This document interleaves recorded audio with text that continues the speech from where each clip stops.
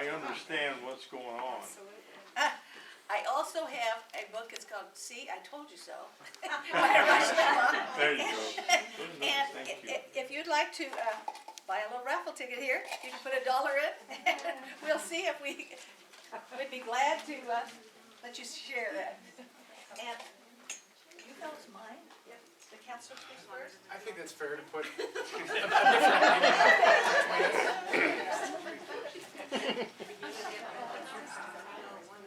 Can we ask questions?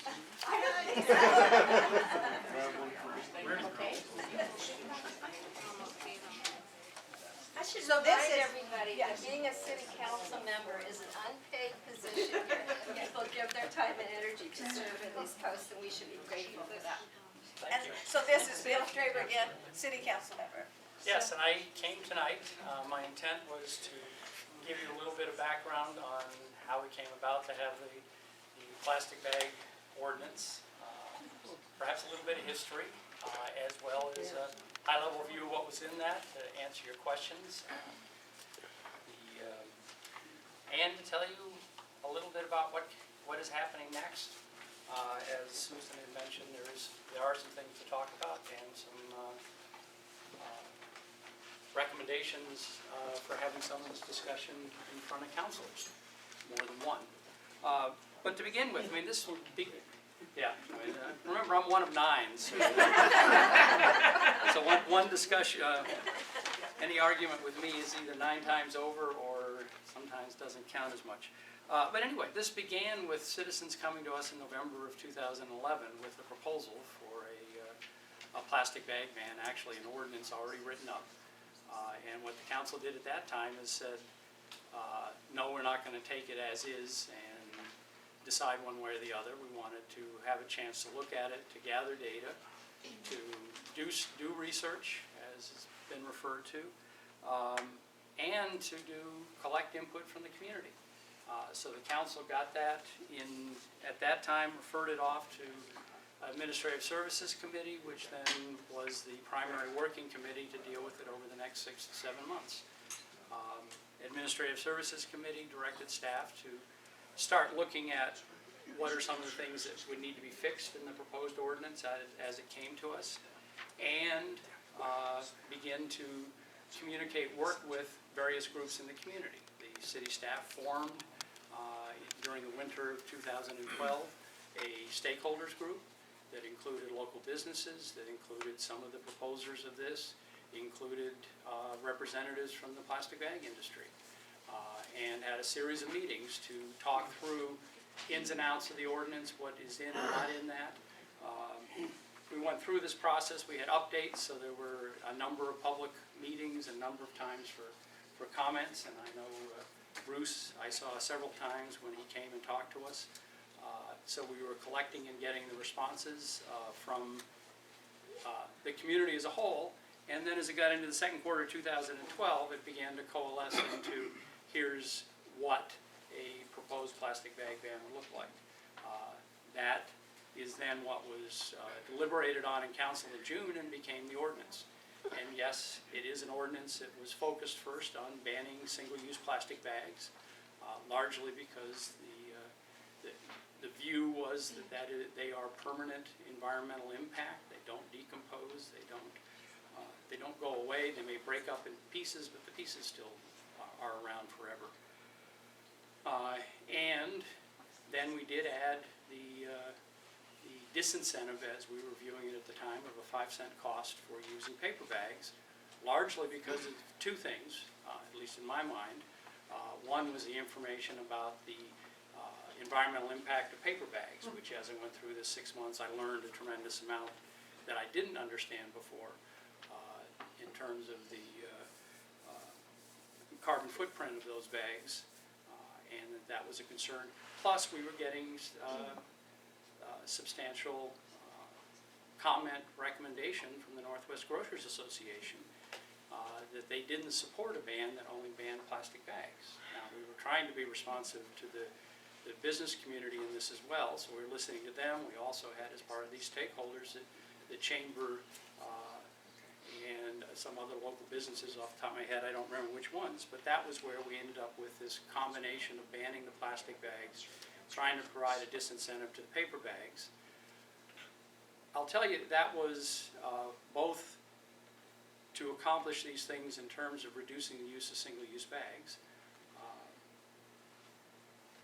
The second reason, and it was one I was inclined to go with, but when I started this whole thing, I was not inclined to have this Corvallis city government do this. Through that 7-month period, what I also got was the predominant input from citizens in the community was that they wanted this to occur. Now, we realize after we got through the beginning of the year, some of the input that we're getting now is that we needed to refine this, and we're in the process of doing that. City staff has been working on it, and we'll be bringing to the Administrative Services Committee a set of recommendations, and that's scheduled to be at the Administrative Services Committee meeting in the second meeting in April, which if I had my calendar in front of me, I'd remember it exactly, but if our first meeting is on the 3rd, then it must be the 17th of April. And so I recommend that all of you that would like to see it changed some or drastically and the like, here's another opportunity to come provide your input to the Administrative Services Committee. Formal, come and talk to us and let's talk about it. What day is that again? That would be Wednesday afternoon, I believe that's the 17th, if I did my arithmetic right. Of April? Of April, that's correct. What time do they meet? We meet at 3:30, and you'll see me again. That's a little hard Since for it- people at work. Are they gonna allow public testimony? All those meetings do. Because I heard that they weren't. I don't know who you heard that from, the administrator, the standard agenda in the Administrative Services Committee meeting is to get a staff report, counselors ask questions of staff, and then turn it over to visitors to come up and give their testimony, and then we'll go back and do our deliberation. So can't you postpone those meetings till 5 for people who work, so they can come? I mean, who can come at 3:30? Sierra. I mean, really, honestly, I mean, I'm asking a serious So, question. well, no, it's a serious question. It's part of where it's been regularly scheduled and noticed. The other opportunity for you to come and testify would be when it comes to the council meetings, which are at 6 o'clock.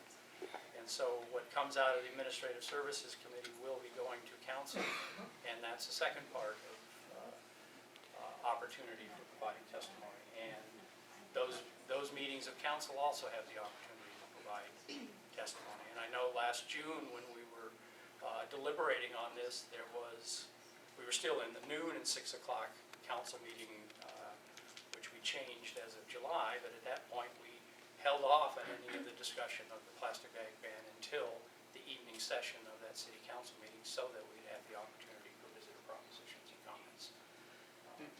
And I'll make an aside, I'll just bite my tongue on that about people with the jobs and who become. It was the mayor that questioned whether or not they accept testimony when I met with her. Well, then I'll have to talk to her again and explain to her, because this is the normal policy statement of here's how a committee meeting works. Yes, no, I guess that's where I was done with what I was gonna say, so. Didn't step forward or come forward because we didn't think it was gonna really happen. And now that it has happened, I think that you're starting to hear more from the majority saying, well, wait a second, this was a very vocal minority that got their agenda passed through. So this is, And that so may, again, I so, guess my original so question, let me, why didn't it go to the voters? so first there is, you all, I don't know how many of you are in my ward, but people in my ward elected me as a representative to actually do business as part of the city. And so there's a certain delegation that if I'm doing my job, there's decisions I should make, and everything doesn't get sent to the voters to get done. So first there is, and you're hearing part of my philosophy, that there are questions we should decide about. Second is, there is a remedy that you'll be hearing about shortly, where decisions occur that it turns out we misread the public. And if the petition gets sufficient signatures, it goes to the ballot, and we were wrong, then I'll learn something from it and I'll go forward. But that's where we do this so that we can have some level of efficiency and some way to move forward. So that's part of my philosophy, and that's part of where I saw that is in that realm of policy things that we should be making those policy decisions. And I thought we were hearing a substantial amount, and I still believe we're hearing the community. So I don't believe the community's, even if we get petitions and it goes to the ballot, I think the community will be supporting plastic bag ban. Words were moved over time, and that's one of the things we need to keep working on. But the basic concept of that, I believe will stay. I think the community supports it, but that's where we have a different opinion. So ma'am, in the back. Job description. Why it's in my job description? Because you'd like me to Yes. help run the government and Is there set a- policy for the city of Corvallis. Is it You're legal precedent? responsible for safety, for the police, for the fire, for the sidewalks, for the road, for the schools. Why are you responsible for plastic bags? I'm not responsible for the schools, that's correct.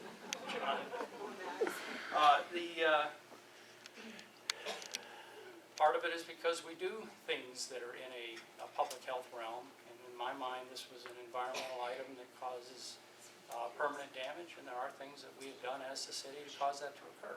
Well, we've just heard that there's a very large increase in bacteria because of what you've done. How is that in the public health? Well, part of that is doing some education on how to use the reusable bags so that you don't have that. And the second is, More detergent.